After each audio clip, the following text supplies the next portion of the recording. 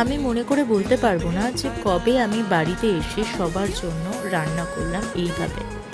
তো আগের দিন উইক অফে আমি বাড়িতে আসলাম। অ্যাকচুয়ালি এখন আমি বাড়ি থেকেই যাতায়াত করছি, তো বাড়িতে একটু বেশি টাইমই আমি দিতে পারছি। তো আগের দিন তাই আমি একটু ভাবলাম সানডেতে স্পেশাল চিকেন কষা রান্না করা যাবে।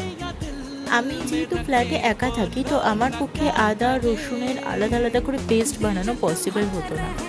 বাট সেদিনকে উইক অফে আমার বাড়িতে সব কিছুই অ্যাভেলেবেল ছিল, সেই জন্য ভাবলাম আদা রসুন আর পেঁয়াজের একটা ভালো পেস্ট বানিয়ে সেটা দিয়েই চিকেন কষাটা করা যাবে।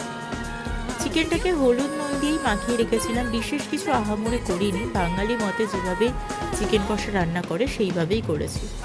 রিকোয়েস্ট করব যারা যারা আমার ভিডিওটা দেখছো তারা অবশ্যই লাইক করে দেবে, কমেন্ট করে দিয়ে জানিও যে আমার ভিডিওস তোমাদের কেমন লাগে, আর অবশ্যই আমার চ্যানেলে নতুন হলে সাবস্ক্রাইব করে দিও। দেখো, তোমাদের সাথে কথা বলতে বলতেই আমার চিকেন কষা